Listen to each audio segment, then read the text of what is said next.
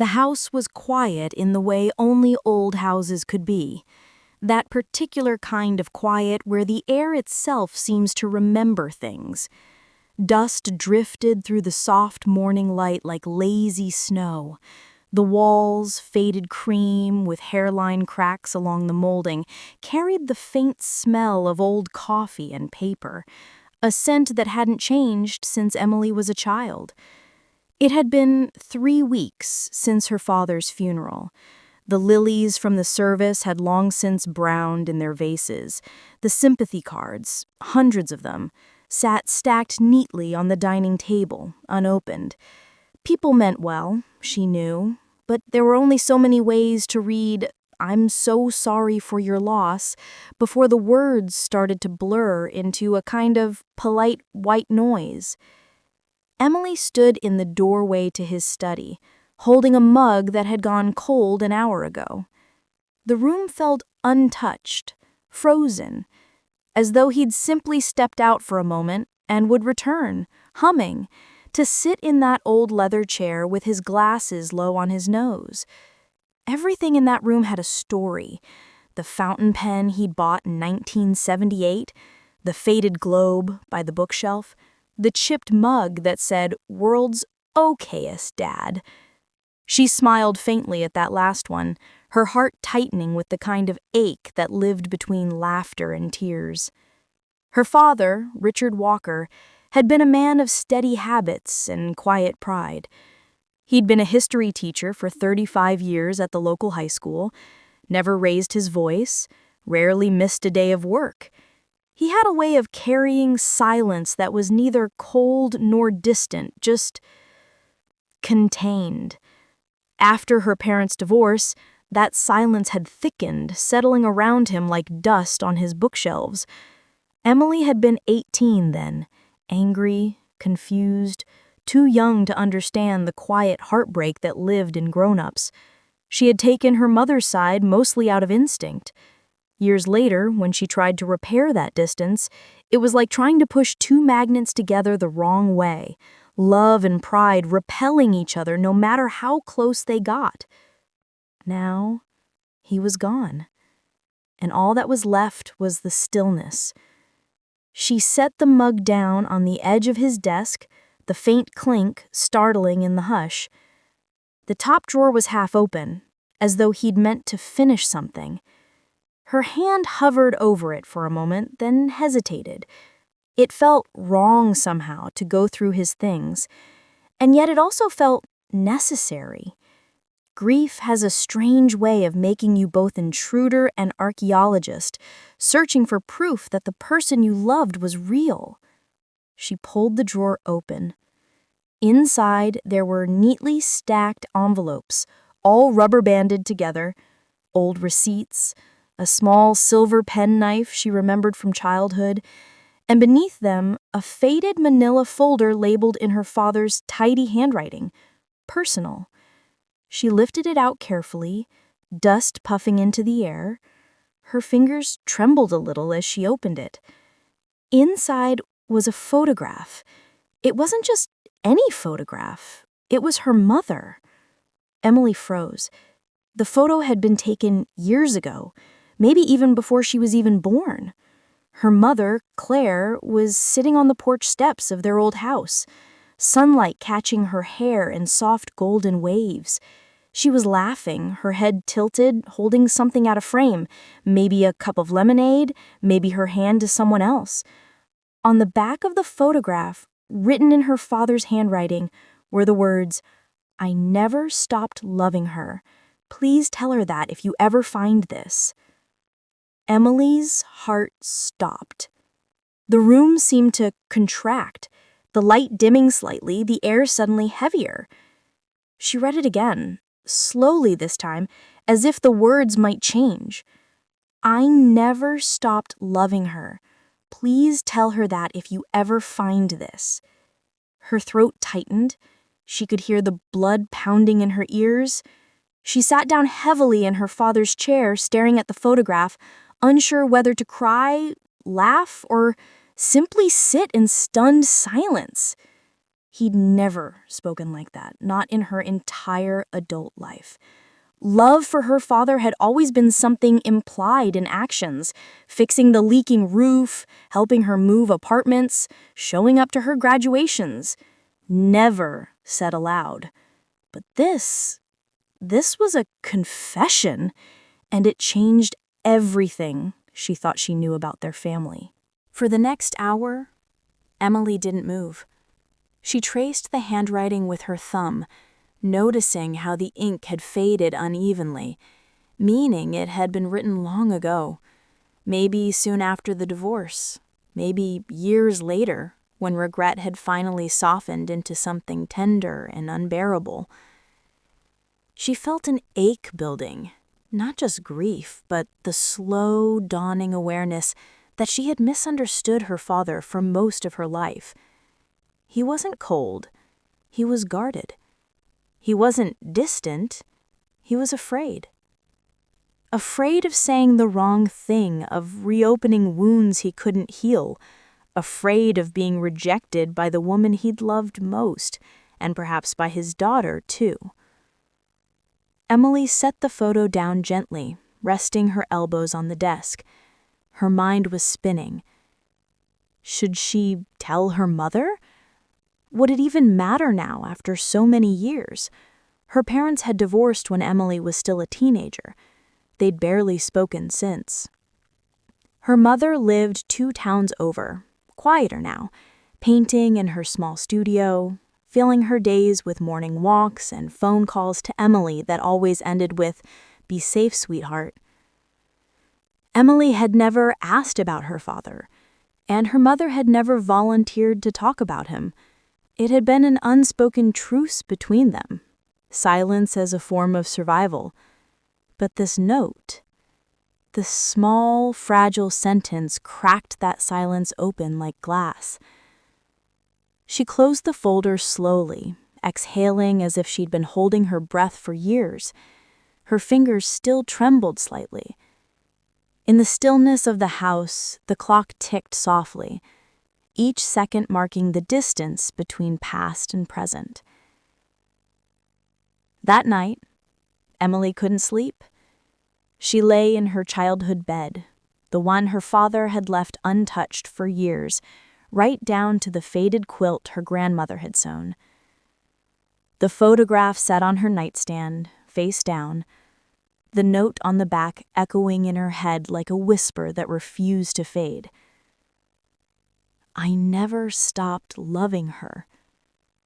She thought about her father at the kitchen table, drinking coffee in the morning light, the way he'd tap his fingers when lost in thought, the way he'd watch her mother when she wasn't looking, not with bitterness, but something quieter. Regret, maybe, or longing. She remembered the fights, too. Muffled voices behind closed doors, sharp words that cut through the thin walls of their old house.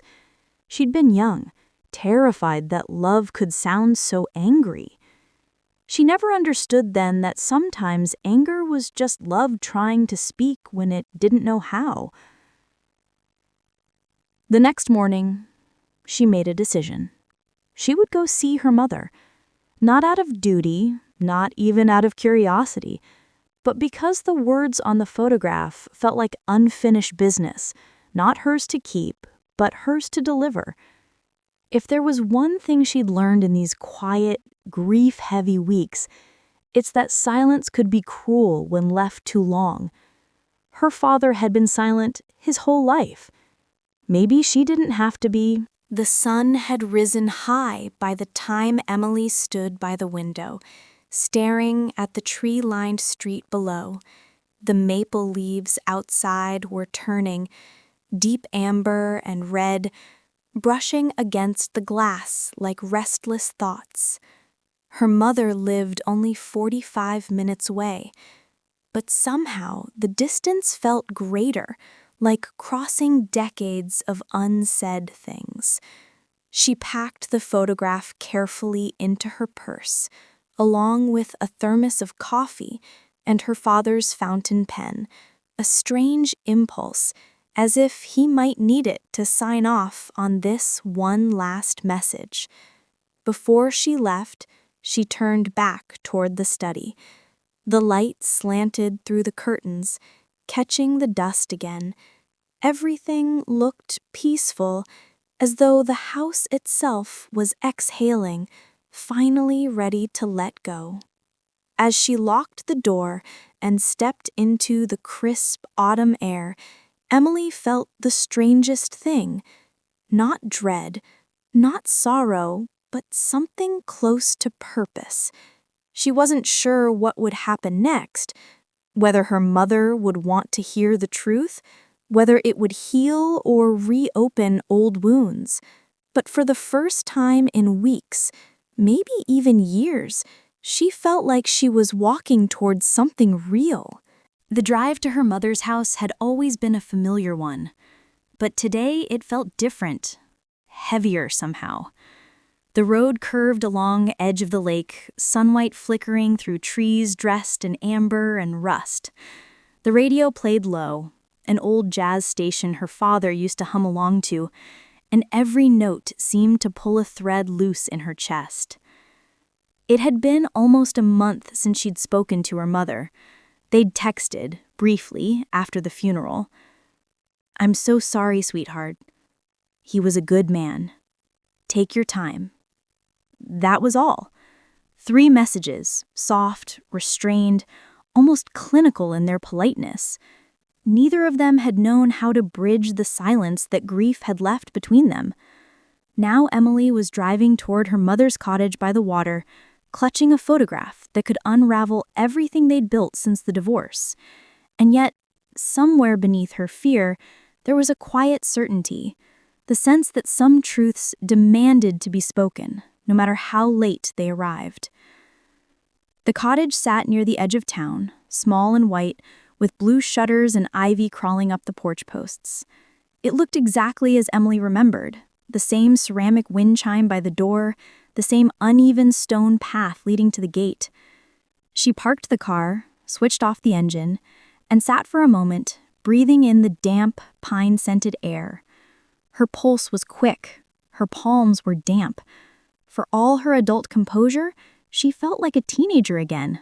Nervous, uncertain, standing on the threshold of a home that had never quite stopped being hers, even after she'd moved out.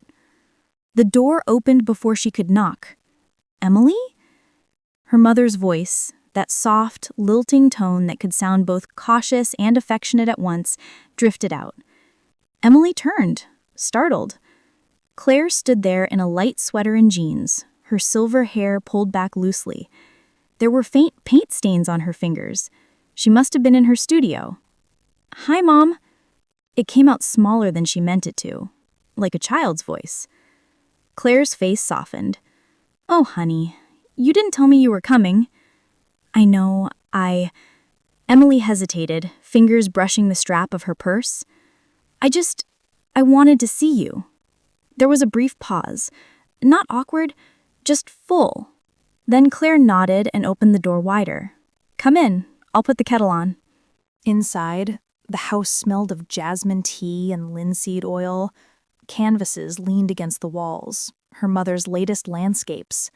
Soft blue lakes, wide skies, the kind of light that only existed in memory. It was a small, peaceful place, one that seemed to hum with quiet routine. As her mother moved toward the kitchen, Emily trailed behind, noticing the little details she'd forgotten. The creak in the floorboard near the hallway, the chipped mug shaped like a cat, the faint hum of the refrigerator. "How are you holding up?" Claire asked over the hiss of the kettle. Emily tried to smile. "As well as I can, I guess. It's weird. The house feels so empty without him." Claire's hands paused on the counter for just a moment. Then she nodded, quietly. "I know that feeling." That silence stretched between them again. Not sharp this time, but tentative, like a bridge being tested for the first time in years. When the tea was ready, Claire poured 2 cups, brought them to the table, and sat across from her daughter. Her gaze was gentle but guarded. You've been going through his things? Emily nodded, fingers tracing the rim of her cup. Yeah, just trying to get things in order. Find anything interesting? The question was casual, but Emily could hear the undercurrent. Curiosity, fear, maybe both? She hesitated. There it was, the moment she'd been dreading. The photograph in her purse felt suddenly heavy, almost alive, as if aware of what it carried. Yeah, she said softly. Actually, I did. Claire's eyes lifted, faintly wary. She reached into her bag, pulled out the small manila folder, and slid the photograph across the table. Her mother froze. For a moment, neither of them spoke. The clock ticked on the wall, slow and steady. Outside, wind rustled through the trees. Claire picked up the photograph with trembling fingers. Her lips parted slightly as she looked at it. Her eyes softened, then shimmered. I remember this. Your father took it. It was the summer before you were born. He'd just gotten that old camera from his friend Tom. He said he wanted to learn how to capture joy. She smiled faintly, the kind of smile that belongs to someone remembering a version of themselves they hadn't seen in decades. Then she turned it over. When she saw the handwriting, she went still. Her breath caught audibly. Emily watched her mother's eyes move across the words, once, twice, again, as though her mind couldn't fully absorb them. I never stopped loving her. Please tell her that if you ever find this. Her hand trembled slightly. She set the photo down, then pressed her fingers to her lips. For a long time, she didn't say a word. Emily's throat ached. She could feel her mother's emotions as though they were her own. The sudden rush of memory, the confusion, the pain of love remembered too late. Mom, she said softly, I didn't mean to. I just thought you should see it. Her mother nodded, eyes glistening. You were right to bring it. I wasn't prepared. They sat in silence for a while, the kind of silence that was heavy with everything unspoken. Finally, Claire reached for her tea, though her hands were still shaking slightly. She took a small sip, then set it down again. He wrote that? Yes. When? I don't know. The ink's old, probably years ago. Claire nodded slowly, eyes distant. He always was terrible at saying how he felt. I used to think he didn't care anymore. After the divorce, I told myself he'd moved on. Did you? Claire smiled sadly. Move on? Oh, honey, I tried. I really did. But your father... She shook her head, her gaze dropping to the table. He was my first great love. You don't move on from something like that. You just learn how to live around it. Emily swallowed hard. He never stopped loving you, Mom. I think maybe he just didn't know how to tell you. Her mother's eyes shimmered again, and this time she didn't look away. I used to wait for him to call. Every birthday, every Christmas. I'd tell myself, this year he'll reach out. But he never did. And eventually I told myself it was pride, or guilt, or maybe he just stopped caring. She exhaled, long and trembling. Now I realize he probably sat alone in that house thinking the same thing about me. Something inside Emily cracked open. A tenderness she hadn't known she still had. Tenderness. For their silence. For making love look like something that couldn't survive mistakes. Now, watching her mother's face soften, she understood something simple but profound. Sometimes love doesn't die. It just hides behind the wreckage we make of ourselves. They spent the rest of the afternoon talking, not about the divorce, not directly, but about the years in between, about the books her father had loved, the meals they used to cook together, The way he would hum Sinatra songs while washing dishes. Every memory seemed to pull a thread, weaving the two of them closer together. Claire fetched an old album from the living room cabinet. Inside were photos Emily hadn't seen in years. Her parents, young and sunlit, faces open and unguarded. "I don't think I've looked through these since before the divorce," Claire admitted. Her fingers lingered on one photograph of her and Richard dancing in their kitchen.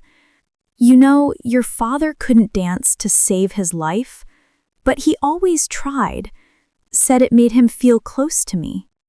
That sounds like him. Claire looked at her daughter, eyes softening again. "He was a good man, Emily. Flawed, but good. We both made mistakes, but I think we also loved each other more than we ever admitted." As twilight settled, they made dinner together, grilled cheese and tomato soup, just like when Emily was a child. The kitchen filled with the sound of butter sizzling, the hum of an old radio, the clinking of spoons. At one point, Emily looked up and saw her mother smiling quietly, the photograph propped against the salt shaker on the counter. "You know," Claire said softly, "for years I thought love meant holding your ground, being strong. But maybe real strength is knowing when to forgive." Emily nodded. "I think that's what Dad was trying to say, in his own way." Her mother reached across the counter, took her hand, and squeezed it gently. "Thank you for bringing this to me. It hurts, but it's a good kind of hurt." Later, after dishes were washed and the sky had turned indigo, Emily stood on the porch with her coat wrapped tight. The lake shimmered in the distance, reflecting the moon. Her mother came to stand beside her. "Are you heading back tonight?" she asked. "Yeah, I think so. There's still more of his things to sort through." Claire nodded, then hesitated. "If you find anything else, letters, notes, will you let me know?" "Of course." A pause. Then her mother added softly, "I'd like to know the parts of him I didn't get to keep." As Emily drove away, the photograph still in her purse, she glanced in the rearview mirror and saw her mother standing by the porch late, small, silver-haired, serene. The road stretched ahead of her, long and quiet, but for the first time in years, she didn't feel alone on it. Somewhere in the stillness between them, her parents' love, broken, imperfect, enduring, had begun to breathe again. The house felt quieter now. It wasn't just the absence of sound, it was the weight of quiet. The kind that settles after weeks of movement, visitors, and condolences. The fridge hummed faintly, the grandfather clock ticked in the corner, and the air carried the faint smell of cedar and old books. Emily had been staying in her father's house for a few weeks now, sorting through his things bit by bit. She thought it would be easy, an act of organization, not emotion. But every drawer she opened, every box she touched, seemed to hold more of him than she was prepared to face. She'd already gone through the obvious places, his office, his dresser, the bookshelf by the window. But today she was drawn to the attic. It wasn't a rational decision. It was more of a pull, a quiet intuition that told her there was something left unfinished up there.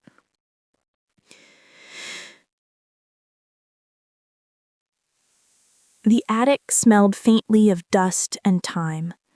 Thin beams of sunlight slipped through the wooden slats, lighting up the air like soft golden smoke. She climbed the creaking steps carefully, flashlight in hand. Old boxes lined the walls, labeled in her father's tidy handwriting: taxes 1998 to 2005, winter coats, Emily's art projects, tools. She smiled faintly at that last one. He'd never been much of a handyman, but he'd kept every screwdriver as if it were sacred. Then, near the back, she noticed something different. A wooden chest, dark, unmarked, with a simple brass latch. No label, no dust, as though someone had cleaned it recently. Her heart quickened. She knelt, brushed her fingers across the lid, and opened it. Inside were stacks of envelopes tied neatly with string, some yellowed with age, some newer, all addressed in the same handwriting. To Claire. Her breath caught. She lifted one carefully, untied the string, and unfolded the letter inside. The paper was fragile, the ink slightly faded, but the words were still alive. August 5th, 1993. Dear Claire, I told myself I wouldn't write again, that I had to let go, for your sake, for Emily's. But every night I sit by the window and imagine you standing by the shore, your hair caught in the wind. It's strange how memory becomes a kind of ache, not sharp, just constant, like a song that won't fade. You once told me love wasn't supposed to hurt. I think you are wrong, darling. I think real love always hurts a little, because it asks us to care even when we shouldn't. I hope you found peace, even if it isn't with me. Always, Richard. Emily's eyes blurred as she read. Her hands trembled slightly. She opened another. April 12, 1999. Claire, I saw you at the market today. You didn't see me. You looked happy. I hope you were. I wanted to say hello, but I was afraid it would stir up old ghosts. Funny, isn't it?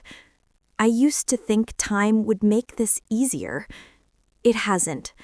It's only made me more aware of the things I never said. Emily's doing well. She has your stubbornness and your kindness, though she hides it better. Sometimes when she laughs, I swear I see you standing beside her. Maybe that's your way of staying close. If I never find the courage to send this, just know that I still think of you. Not with regret, but with gratitude. Yours, R. Emily read letter after letter, her tears smudging the ink. There were dozens of them, written across decades, none sent. Some were just a few lines, others several pages long. All carried the same undertone: remorse, tenderness, the kind of love that time could not unmake. When she finished the last one, she sat back on her heels, stunned. The attic light flickered softly. Dust motes floated like snow. Her father had never stopped writing to her mother. He had loved her all those years, quietly, faithfully, in the only way he knew how. And now she was the bridge between them. She didn't call her mother right away. She didn't know how to. Instead, she carried the letters downstairs, set them gently on the kitchen table, and made herself a cup of tea. She sat there, staring at them, listening to the rain begin to tap against the window. For the first time, she began to understand her father's loneliness, not as weakness, but as devotion misdirected by pride. And she thought of her mother, all those birthdays spent alone, the walls she'd built, the forgiveness she'd never known how to give. Love wasn't a single act. It was 1,000 quiet moments we never notice until they're gone. That night, Emily dreamed of her parents young again, dancing in the kitchen, laughing over burnt pancakes. Her father's arm around her mother's waist, the morning light pouring through the window. The dream felt like forgiveness, not just between them, but for her too. When she woke, she knew what she had to do. 2 days later, she drove back to the cottage. The rain had cleared, leaving the world washed and clean. The air smelled of pine and earth. Her mother opened the door with a faint smile. "Emily, twice in 1 week. I'm spoiled." "I found something," Emily said, simply. Claire's eyes softened, curious. "Come in, then." They sat at the same table as before, sunlight slanting across the wood. Emily placed the stack of letters in front of her. Claire's expression faltered. "What are these?" "Dad wrote them. To you. He never sent them." For a moment, her mother didn't move. Then, slowly, she reached out, as though afraid they might vanish. Her fingers brushed the paper, delicate and reverent. The first letter she opened made her breath hitch audibly. The second made her cry. She read for nearly an hour. Sometimes she laughed softly, the kind of laugh that breaks mid-breath. Sometimes she just sat, staring at the handwriting as if memorizing it all over again.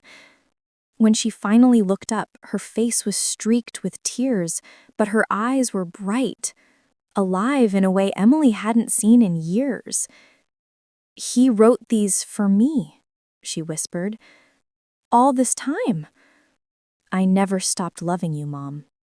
Claire covered her mouth, trembling. "And I never stopped loving him." For the rest of the afternoon, they read together. Sometimes Emily would read aloud when her mother's voice broke.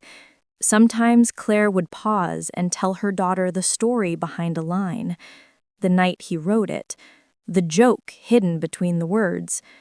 By sunset, the room was filled not with grief, but with something softer. Gratitude, maybe, or peace. It was as if they'd both been carrying a locked door inside them, and those letters had finally found the key. That evening, as they sat on the porch, watching the last light fade over the lake, Claire spoke quietly. "You know what I realized, Emily?" "What?" "That love isn't just about being together, it's about seeing someone fully, even after they're gone." She smiled faintly. "Your father saw me, even when I thought I disappeared." I swallowed hard. "You saw him too, Mom. You just didn't know it." They sat in silence then, side by side, the letters between them like a bridge across years of distance. Later, when Emily got up to leave, her mother handed her a small folded paper. "What's this?" "A letter," Claire said softly. "One I never sent either." In the car, Emily unfolded it. The paper was yellowed, the ink delicate. "Dear Richard, I don't know if you'll ever read this. Maybe that's for the best. But I want you to know I forgive you for everything. And I hope someday you'll forgive me too. I miss the way you used to hum when you worked, the way you always burned toast, the way you looked at me like I was still the girl from the summer of '79. Maybe we just loved each other at the wrong time. But I believe love doesn't vanish. It just finds new ways to live. Through our daughter, through memory, through kindness. Always, Claire." Emily pressed the paper to her chest, tears streaming down. The house behind her glowed softly through the trees, a quiet, enduring light. That night, she placed both sets of letters, his and hers, in a wooden box and set it on her bedside table. For the first time in months, she slept without dreams. The following morning arrived quiet and golden. The kind of morning that feels undeserved after so much rain. Sunlight streaming through lace curtains, the air tasting faintly of dew and jasmine. Emily woke to birdsong outside the window and for a moment forgot where she was. Then she saw the wooden box on her bedside table, the one holding both her parents' unsent letters, and everything came back like a slow tide. She reached out and ran her hand over the lid. It felt both fragile and eternal, like memory itself. Last night, she'd fallen asleep thinking of them, not the parents who divorced, who hurt each other and stayed silent, but the young couple who once stood barefoot on a beach, laughing, believing the world belonged to them. And now she, their daughter, had been given the quiet task of carrying their unfinished conversation to its rightful end. Downstairs, the kitchen smelled faintly of coffee. Her mother was already awake, sitting at the table with a half-finished crossword and a cup of tea. "Morning, sweetheart," Claire said softly, without looking up. "Morning." Emily poured herself coffee and sat opposite her. Neither spoke for a moment. The morning light flickered between them like an invisible third guest. Finally, Claire said, "I couldn't stop thinking about your father last night. Every word he wrote felt like he was still sitting here, in this kitchen, watching us talk." Emily smiled faintly. "Maybe he is." Claire gave her daughter a look, half smile, half disbelief, but there was warmth in it too. "You always had his imagination." "I think I have yours too," gently. "That's why I understand you both more than I used to." They spent the rest of the morning sorting through the remaining letters together. Emily carefully arranged them by date, while Claire made notes on the back of an old grocery receipt, tiny details only she would remember. The day he broke his arm fixing the porch, the trip to Maine they never took, the lullaby he used to hum when Emily was sick. At one point, Claire paused mid-note, tears welling. He wrote so much about regret, but I don't think he realized how much beauty there was in his regret. He turned his guilt into love. That's rare. Emily nodded. "Maybe that's the message." Claire looked up. "What message?" "That love doesn't end when people do." Her mother smiled sadly. "Then I suppose we should find a way to keep it alive." Later that week, Emily packed her bags to return home. She'd stayed longer than she'd planned, and part of her didn't want to leave. The cottage felt different now, less like a museum of grief, more like a living room again. Before she left, her mother handed her something small, an old tape recorder. "I found this in the back of his closet," she said. "It still works." Emily frowned, turning it over in her hands. Why would he still have this? "He used to record everything," her mother said, smiling faintly. "Little notes to himself. He'd say, 'One day I'll write something worth remembering.' Maybe this time he did." Emily slipped it into her bag. "I'll take care of it." Claire squeezed her hand. "You already are." The drive home was long and quiet. The road wound between forests and open fields, sunlight flashing across the windshield. Emily rolled down the window, letting the wind brush through her hair. Somewhere along the way, she realized she wasn't crying anymore. There was sadness still. There would always be sadness, but it had softened, lost its edge. She was beginning to understand something her father had once written in one of his later letters. We spend so much of life waiting for closure, not realizing that closure isn't a door that shuts. It's a window we learn to look through differently. When she arrived home, the first thing she did was place the letters on her writing desk. The tape recorder sat beside them, small and unassuming, like a relic from another time. That night, Unable to sleep, she pressed play. A low hum filled the room, followed by her father's voice, faint but unmistakable. Testing. 1, 2, 3. Claire, if you're hearing this, I probably didn't mean for you to, but I've been thinking a lot about how things end, or maybe how they don't. I've tried to write the right words for years, but I guess this is easier. Words always sound truer when you can hear the tremble. Emily froze. Her heart thudded softly in her chest. Her father's voice was older here, fragile, careful, yet steady in that way he always was when trying not to cry. You used to say I lived too much in my head. Maybe you were right. But I've been thinking, all these years apart, I still see you in everything. In the color of morning light, in Emily's handwriting, in the way the house sounds after it rains. I guess that's what love becomes when we get it wrong. A shadow that still warms you somehow. If anyone finds this, tell her I never stopped loving her. Tell her I'm grateful, not for what we lost, but for everything we had. The tape clicked softly and stopped. Emily sat for a long time without moving. Then she replayed it. Twice. 3 times. Until the words began to sound like a lullaby. Not of loss, but of home. The next day, she called her mother. "Mom," she said quietly, "I found one more thing." She could hear the hesitation on the other end. "What kind of thing?" His voice. A pause, then a soft inhale. "Oh, I can bring it tomorrow," Emily offered. "You should hear it too." Her mother didn't answer immediately.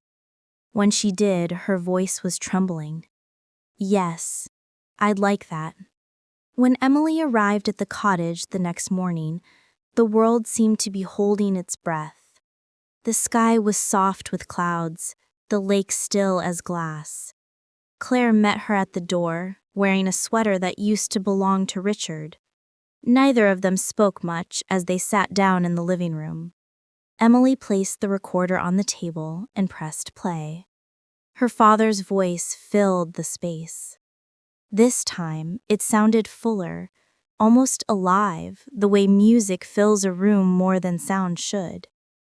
Claire covered her mouth, tears welling immediately. She leaned forward, listening as if trying to memorize every syllable. When the tape clicked to an end, silence fell like a soft blanket. Then, quietly, Claire whispered, "He always said he wanted to leave me something worth keeping." Emily smiled through tears. "I think he did." Her mother laughed weakly, the kind of laugh that breaks halfway into a sob. "You know, your father was a complicated man. He said little, but he felt deeply. I used to mistake that quiet for indifference. I see now it was love all along." They sat for a long time after that, replaying fragments of the message, letting his voice drift through the house like wind through open windows. It didn't feel like saying goodbye. It felt like saying, "Thank you." That night, after dinner, Claire suggested something unexpected. "Let's record something too." Emily looked up. "Like what?" "Not for anyone, just for us. So if you ever find this one day, you'll remember this moment, the way it feels to finally stop hurting." Emily hesitated, then smiled. "Okay." They set the recorder on the table. The red light blinked on. Claire. "Hi, Richard. It's me. And yes, you were right, I still drink too much tea." Emily, laughing. "And she still tells me to sit up straight." Claire. "I just wanted you to know we found your letters. Every word. They were beautiful, Emily. And we're okay now. Really, we are. Claire. So wherever you are, don't worry about us anymore. Just rest. We're taking care of each other. When the recorder clicked off, neither spoke. The room was full of peace, gentle, full, unspoken. In the days that followed, Emily found herself listening to the tape less and less. Not because she wanted to forget, but because she didn't need to be reminded anymore. She'd started writing again, short essays, personal reflections about memory, forgiveness, and the way love continues in unexpected forms. Her friends said her writing had changed. It feels lighter, one said, like you finally exhaled. She smiled. Maybe I did. One morning, months later, Emily visited her father's grave for the first time since the funeral. The sky was overcast, but the air was warm. She knelt beside the stone, her hands resting gently on the cool granite. "I played your message for Mom," she said quietly. "She heard it all. And she forgave you. We both did." The wind stirred slightly, rustling the nearby trees. Emily smiled faintly. "You'd probably tell me I'm being sentimental, but I think you'd be glad." She reached into her coat pocket and placed something beside the gravestone, the first letter he'd ever written to her mother, neatly folded, tied with a piece of ribbon. "Your words finally made it home," she whispered. That night, back in her apartment, she sat by the window, watching the city lights flicker. On her desk sat the wooden box of letters, now joined by the little recorder. For the first time in her adult life, Emily didn't feel like something was missing. The ache in her chest had changed shape. No longer a wound, but a pulse. A reminder that love, even broken, was still alive. That was the real message. Not the words on paper or the voice on tape, but the quiet inheritance they'd left her. The courage to love imperfectly, to forgive without condition, to keep showing up.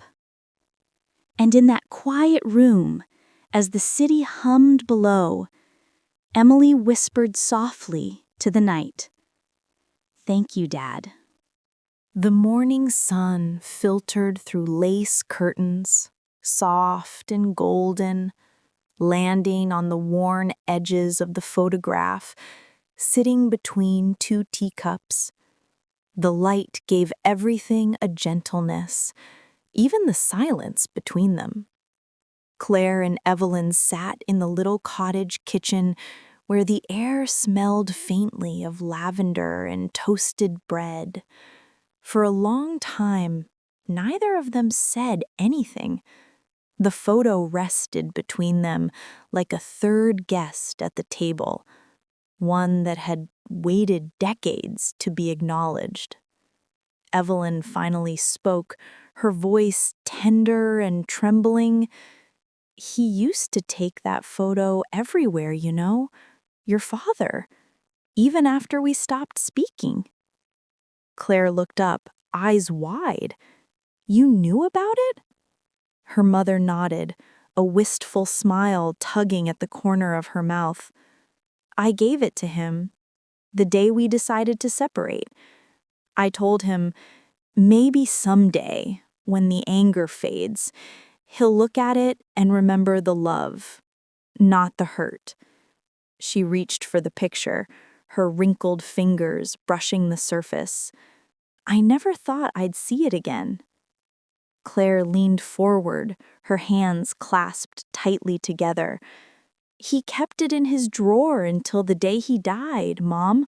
On the back, he wrote, 'I never stopped loving her. Please tell her that if you ever find this.'" Evelyn closed her eyes as tears gathered and slipped down her cheeks. "That fool," she whispered, laughing through the sob. "Always too proud to say it out loud." Claire smiled softly. Maybe he just didn't know how. For the first time in years, Evelyn reached across the table and took her daughter's hand. It was a gesture both familiar and strange, like rediscovering a part of herself she thought had been lost. "Your father and I were young," Evelyn said, her eyes far away, looking through memory's glass. "Too full of dreams, too certain we were right. We fought over things that never really mattered. Pride was the air we breathed.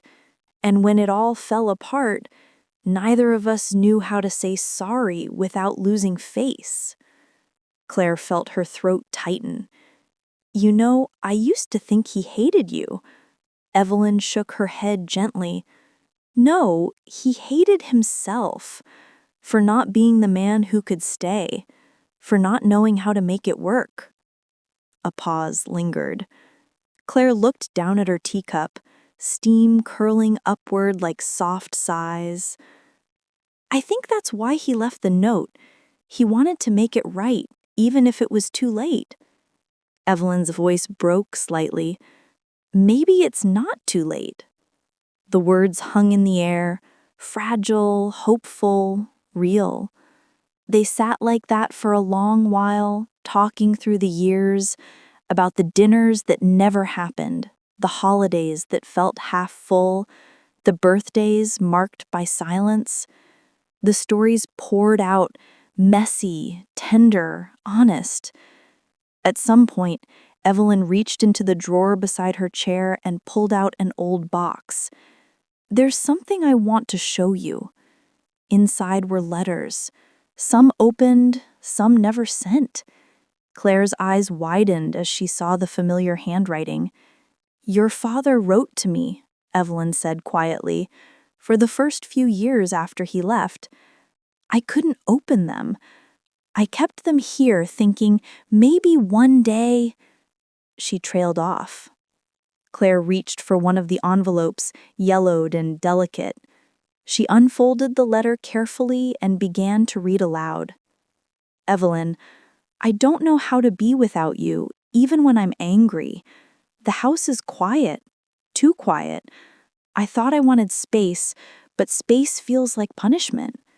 Claire asked where you went, and I didn't know what to say. Maybe one day, when the dust settles, we'll find our way back to being kind again." Claire's voice cracked. She placed the letter down, unable to go on. Evelyn wiped her tears and nodded. "I wish I'd read them then. Maybe we could have found our way back." "You can still find him, Mom. Not in the way you used to, but in what he left behind. The love, the lessons." Evelyn smiled through her tears. "You sound just like him." Claire laughed weakly. "He'd hate that comparison." That broke the heaviness, and for a while they simply laughed together. Really laughed. The sound filled the kitchen, bouncing off the walls, bright and alive. Outside, the wind rustled the leaves of the maple tree, carrying with it the faintest hint of spring. As the day stretched into afternoon, Evelyn brought out an old album. Together, they flipped through pages, snapshots of a life once shared, weddings, picnics, birthdays. Claire pointed to one picture of her as a little girl sitting on her father's shoulders, her mother laughing beside them. "He looked at you like you were the whole world," Claire said. "He was," Evelyn whispered. Then Evelyn turned the page and stopped. It was the same photo from the drawer, But this one had no note, just smiles, sunlight, and youth. She traced the edges with her finger and whispered, "Love never really leaves, does it?" "No," Claire said quietly. "It just waits." That evening, Claire stayed to help her mother make dinner. They cooked slowly, deliberately, as if savoring every step, chopping onions, stirring sauce, setting the table for two. As they ate, Evelyn looked across at her daughter and said, "I spent half my life trying to forget your father, and the other half trying to remember him kindly. Maybe forgiveness is just what's left when love grows old." Claire nodded. "He used to say that love isn't about getting it right. It's about showing up, even when it's messy." Evelyn smiled wistfully. "He was messy, all right." They laughed again, and this time it felt different, easier, freer. Later, when Claire got ready to leave, Evelyn handed her the photograph. "You keep it. You found it. Maybe it'll remind you not to wait too long to say what matters." Claire hesitated. "Are you sure?" Evelyn nodded. "It's time." Claire took the photo, holding it carefully like something fragile and sacred. "I'll come back next Sunday," she said at the door. Evelyn's eyes softened. "I'll make tea." When Claire returned home that night, the house felt different, not emptier, but lighter. She placed the photo on her desk, beside her father's old watch. The note on the back seemed to glow in the lamplight. "I never stopped loving her." Claire whispered into the quiet, "She knows now, Dad." Then she smiled, because somehow, through all the loss and years, something good had come full circle.